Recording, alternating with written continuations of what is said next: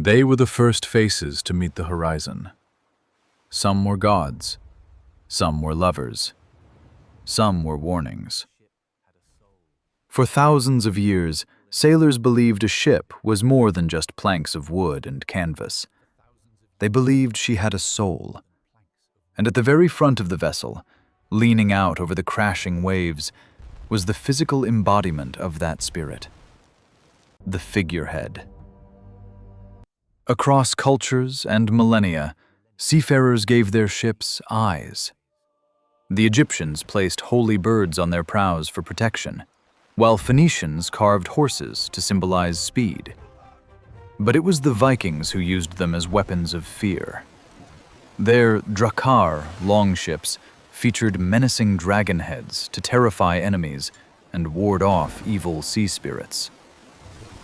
Interestingly, Viking law actually required captains to remove these scary heads before approaching their own shores, so they wouldn't frighten the friendly spirits of the land.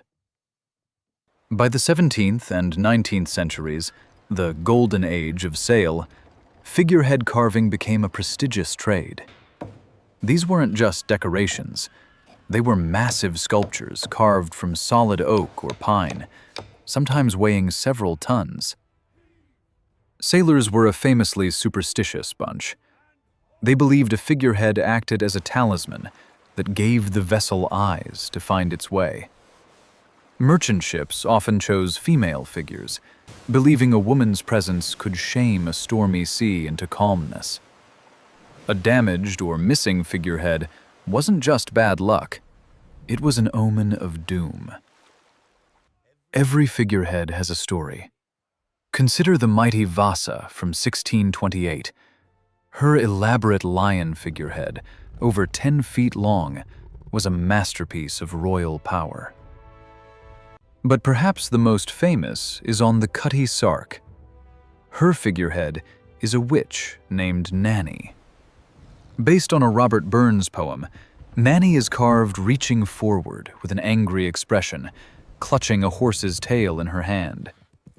Why? Because in the story, she chases a farmer and rips the tail right off his horse. It's a terrifying tale frozen in wood, leading the ship across the world at record speeds. But progress is often the enemy of tradition. By the late 1800s, the age of steam began. Ships shifted from wood to iron and steel. Bows became vertical and sharp to cut through water efficiently, leaving no room for the grand wooden ornaments of the past.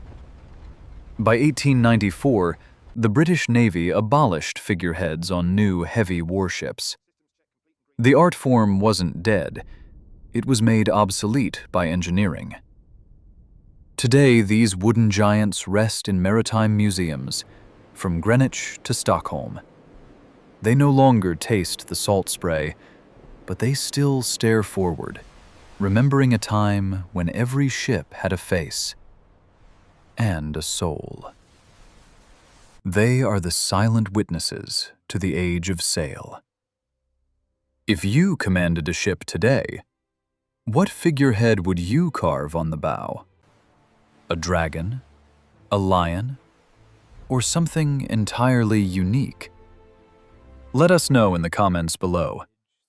If you loved this voyage through history, like, subscribe, and hit the bell for more journeys into the past. Until next time, fair winds.